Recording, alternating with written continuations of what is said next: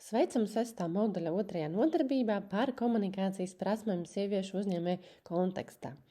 Jāsaka, ka šīs prasmes ir svarīgas ne tikai mūsu profesionālajā sfērā, bet arī ikdienas dzīve.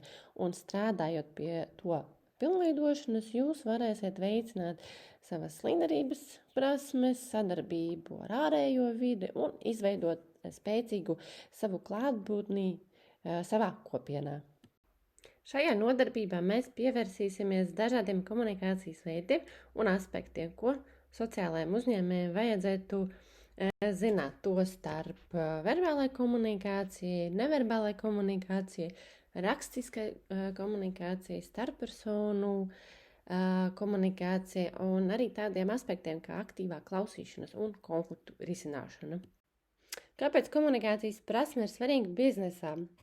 Jo tā sniedz uzņēmējiem iespēju paust savas idejas, veidot attiecības un ietekmēt ieinteresētas vai saistošas personas. Šodien strauji mainīgajā un savstarpēji saistītajā biznesa vidē mēs redzam veiksmīgus uzņēmējus pateicoties viņu spējai efektīvi komunicēt. Un jūsu komunikācijas prasmju spēja var būtiski mainīt to, kā jūs izmantosiet pieejamas iespējas, resursus, kā arī sanāsiet dažādus izaicinājumus un sasniegsiet savus mērķus, un ne tikai uzņēmējdarbībā. No praktiskās puses jums tas varētu nozīmēt to, ka jūsu idejas ir vērtīgas un jūsu balss ir pelnījusi to, lai tiktu sadzirdēta. Ja? Efektīvā komunikācija ļauj formulēt un izklāstīt savu redzējumu, dalīties ar jūsu aizraušanos un iedvesmot citus. Pateicoties skaidrai un pārliecinošai komunikācijai, jūs varat piesaistīt investorus, pārliecināt klientus un izveidot stipru sadarbības partneru tīklu. Viens no komunikācijas veidiem ir verbālā komunikācija. Būtībā tā ir jūsu ideju skaidra un pārliecinošā paušana, un tā ietver sevi runas, stāstu stāstīšanas, tā saucamā storytelling un prezentācijas sniegšanas mākslu. Sievietei, kas iesaistīsies vai jau ir iesaistīta uzņēmējdarbībā, verbālās komunikācijas prasmju uzlabošana sniedz iespēju efektīvāk formulēt un paust savu redzējumu, piesaistīt atbalstītājus, motivēt savu komandu un miedarboties ar partneriem un klientiem. Jūs gatavojoties komunicēt, koncentrēties uz to, lai saturs būtu kodolīgs, izmantojot bagātu valodu, pielāgojot savu vēstījumu dažādām auditorijām un izmantojot savas dabiskās komunikātora spējas. Ja? Esat tāds savaldzinātais, savaldiniet ar savu runu. Ko tas nozīmē dzīvē? Iedomājieties, ka esat uzņēmēja, kas piedāvā savu biznesa ideju potenciāliem investoriem vai atbalsta programmu žuriju, izmantojot labi sagatavotu stāstījumu, kodolīgu prezentāciju, jūs piesaistat savu uzmanību un spējat skaidri paskaidrot, kādu problēmu jūs risināsiet, ja, parādīt savu unikālu vērtības piedāvājumu un tirgus potenciālu. Un jūsu pašpārliecināta un entuziasma pilna uzturēšanās, kā arī miedarbība ar auditoriju, vairos uzticību, rosinās uzdot jautājumus. Un izmantojot spēcīgu verbālo komunikāciju, jūs palielināsiet savas iespējas iegūt finansējumu un iztenot savu biznesa vīziju. Esam apkopojuši arī vairākus padomus, kas var palīdzēt jums attīstīt verbālās komunikācijas prasmes. Noteikti pirms runāt padomājiet. Jums varbūt nepieciešams laiks, lai pārdomātu, ko vēlaties teikt, formulēt domu, ideju, pirms pasakat vārdus skaļi. Noteikti padomājiet arī par savu toni. Sekojiet līdzi tam, kā jūs runājat, lai persona pareizi saprastu jūsu ziņojumu, jo tonis ir bieži vien ir tas pirmais, ko no jums nolasīs. Un komunicējot mutiski, jūsu attieksmei pret personu būtiska nozīme.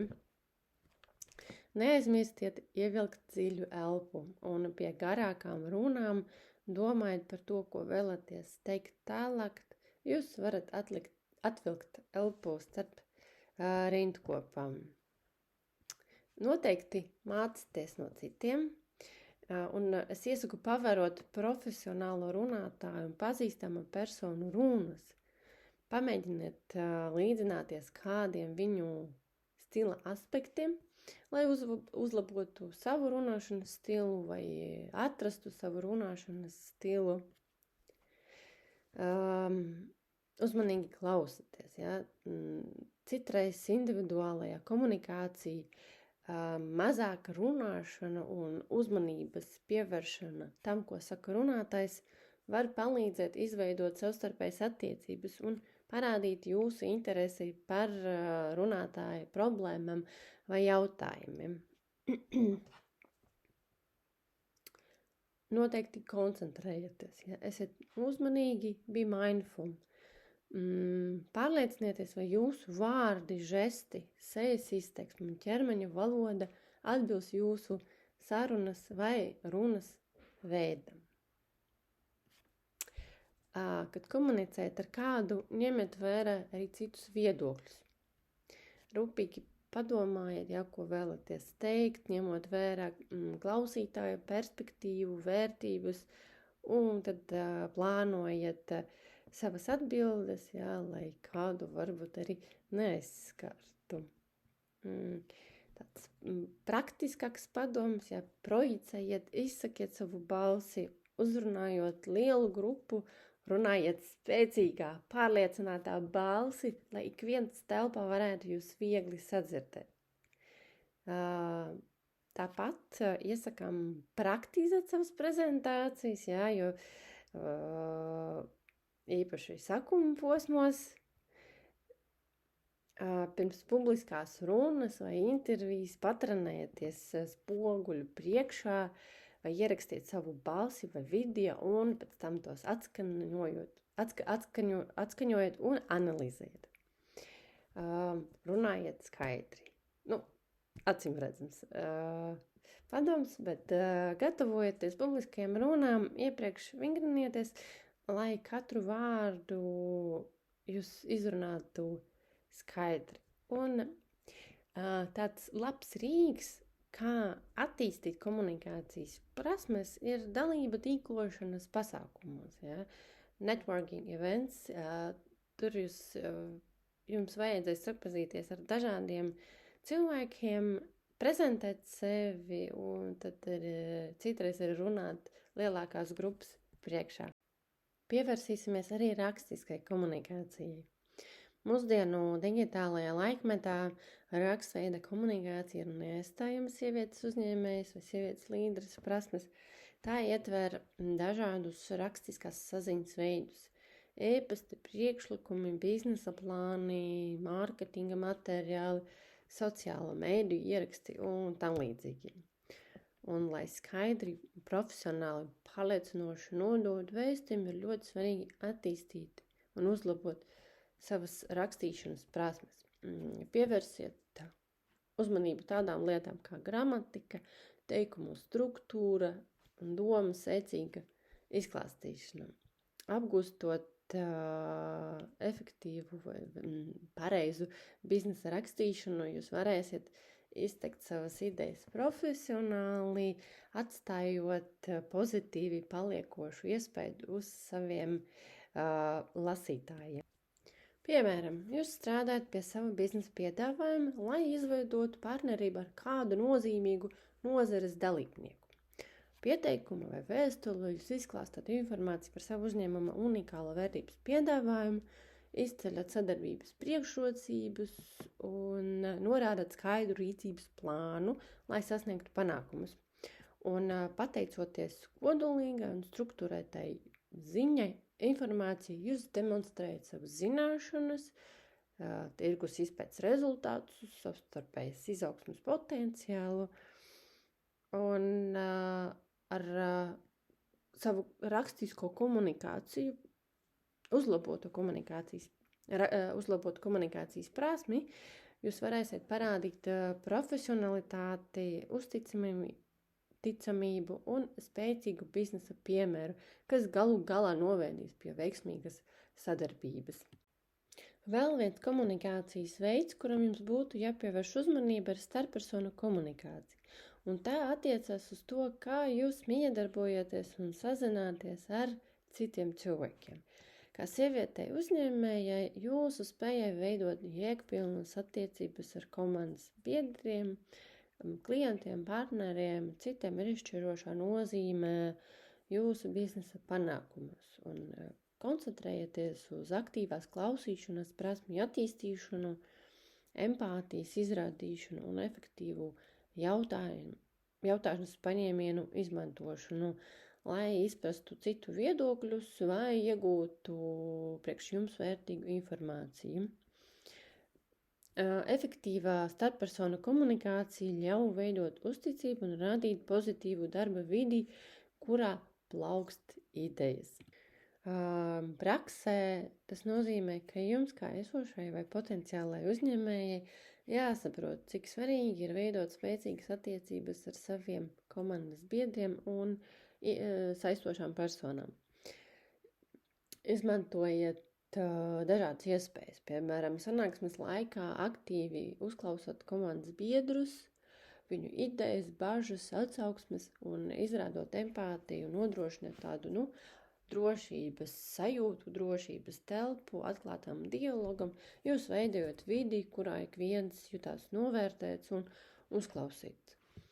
Un pateicoties efektīvai vai uzlabotai starppersonu komunikācijai, jūs sekmējat sadarbību, veidojat uzticību un iedvesmojat arī savu komandu strādāt kopīgu mērķu sasniegšanai. Komunikācijas būtiska sastāvdaļa ir klausīšanās. Tā nozīmē visas jūsu uzmanības pievēršanu runātājiem, viņa vēstījuma saprašanu un atbilstošo atbilžu sniegšanu. Praktizējot aktīvu, uzmanīgu klausīšanos, jūs izrādāt cieņu un veicināt atklātu dialogu. Un uzmanīgi klausoties ir ieteicams uzturēt acu kontaktu, izvairīties no liekās pārtraukšanas un uzdot precizējošos jautājumus vai arī pārfrazēt sarunas biedra teikto, lai to labāk saprastu. Un pilnveidojot savas klausīšanās prasmes, jūs varat uzlabot ne tikai sadarbību un veidot stipras attiecības ar citiem komandu partneriem, bet arī gūt vērtīgus novērojumus un informāciju sev un savam biznesam. Dzīvē, praksē, iedomājieties, ka jums ir saruna ar potenciālu klientu, kas pauž bažas par jūsu produkta funkcionalitāti. Un tā vietā, lai vienkārši aizstāvētu savu produktu, jūs uzklausot viņu viedokli, cenšoties izprast klienta specifiskās vajadzības un problēmas. Un uzmanīgi klausoties, jūs gan izrādāt viņam savu jušanu līdzi viņu bažām, parādāt to, ka viņa balss tiek novērtēta, un uzdodot uzvedinošus vai papildus jautājumu, iegūstat pēc iespējas vairāk informācijas, lai pieņemtu lēmumu, kā rīkoties tālāk. Saprast, vai tik tiešām klients saprata jūsu produktu vai pakalpojuma domu, vai arī viņa komentāri ir vērtīgi un viņus ir vērts īstenot, izmantot. Tā kā, praktizējot aktīvu, klausīšanos, jūs varat iegūt uzticību un stiprināt attiecības ar klientiem un iegūt vērtīgas atziņas savu ideju, pakalpojumu, produktu uzlabošanai. Nākamais komunikācijas veids ir neverbālā komunikācija. Tā ir svarīga loma jūsu vēstījuma veiksmīgai paušanai, veiksmīgai nodošanai. Jūsu ķermeņa valoda, sejas izteiksme, žesti un balss tonis var ietekmēt to, kā jūsu ziņa tiek uztverta. Un sievietes, būdamas uzņēmējas, parasti dabiski vai iemācoties demonstrē pārliecību, atvērtību un tādu sevis sasniedzamību, atklātību pret citiem. Un jūs varat izmantot tādus paņēmienus, žestus kā taisna stāja, acu kontakts, dabiski un pievilcīgi žesti, un noteikti modulējiet arī savu balsti atbilstoši sarunas pasākuma kontekstam, ja, jo izpratne par neverbālo komunikāciju, tas ņemšanā vērā ar kādu runājot, var palīdzēt veidot pozitīvus iespējus par jums un vieglāk sakomunicēt un sadraudzēt. Praksē, dzīve, kādā tīklošanas pasākumā jūsu neverbālie žesti, acu kontakts, ja stāja, iesaistošie žesti var radīt pozitīvu iespaidu un palīdzēt ātrāk ar kādu sakomunicēt, sadraudzēties. Jā, šeit ir arī nozīme jūsu siltam smaidam, draudzīgai izturēšanai, tādam siltuma izturošanai. Tas padara jūs atvertu citiem un draudzīgu citiem. Un arī var vieglāk veidot pirmo kontaktu ar svešiem cilvēkiem. Ja mēs runājam par komunikācijas prasmēm, tad ir īpaši svarīga ir spēja risināt konfliktus, ja, jo uzņēmēji un ne tikai var bieži vien saskarties ar domstarpībām, atšķirīgiem viedokļiem savā komandā vai arī ārpus tās, un praksē, ja jūs saskaraties ar konfliktu daļu atšķirīgiem viedokļiem par kādu strateģisku lēmumu, teiksim, jūsu uzņēmumā, ja jūsu komandā, un tā vietā, lai ļautu spriedzei saīsināties, jūs varat uztaisīt kopīgu sarunu, sanāksmi, veidot konstruktīvu dialogu, kurā ik viens pauž savu viedokli, tādā veidā nodrošināt to, ka ik viens jūtas uzklausīts un saprast. Ja. Meklējot kopīgu valodu un atrodot kompromisu, jūs varat efektīvi atrisināt domstarpības, veicināt vienotības un sadarbības sajūtu. Ja, un tomēr prasme risināt konfliktus palīdz saglabāt harmonisku darba vidi un komandas produktivitāti un saliedētību. Un tagad pāriesim pie nelielā vingrinājuma. Tas palīdzēs jums iegaumēt galvenos elementus. Lūdzu, veltiet 1 vai 2 minūtes, apstādiniet šo video un savienojiet ekrānā redzamos terminus ar dotajām situācijām un teikumiem. Ja esat beigušas vingrinājumu, pārbaudiet savas atbildes, kas ir redzamas ekrānā. Un tagad neliels kopsavilkums par to, kas tika dzirdēts saistībā ar komunikācijas prasmi. Noteikti daudz, kas jums jau ir bijis zināms, bet ticu, ka šis video, šī prezentācija palīdzēja arī sastrukturēt jūsu zināšanas un pievērst uzmanību kaut kādām mazām lietām, kas iepriekš netika ņemtas vērā. Un jāsaka, ka komunikācija nav tikai runāšana, bet arī klausīšanās un saprašana, centieni saprast runātāju un patstāvīgi pilnveidojot savas komunikācijas iemaņas, jums būs vieglāk komunicēt ar vien lielākām cilvēku masām, cilvēku skaitu, varēsiet tos arī iedvesmot, pozitīvi ietekmēt, un arī tas palīdzēs komunicēt ar dažādām personām, kam ir varbūt dažādi viedokļi, un risināt arī konflikta situācijas. Ja. Respektīvi, tas palīdzēs jums virzīties dzīvē, uzņēmējdarbībā uz priekšu. Ja? Un padoms, kas arī, ko minēju arī iepriekš, trenējiet un attīstiet komunikācijas prasme, piedaloties dažādos tīklošanas pasākumos, semināros un citos.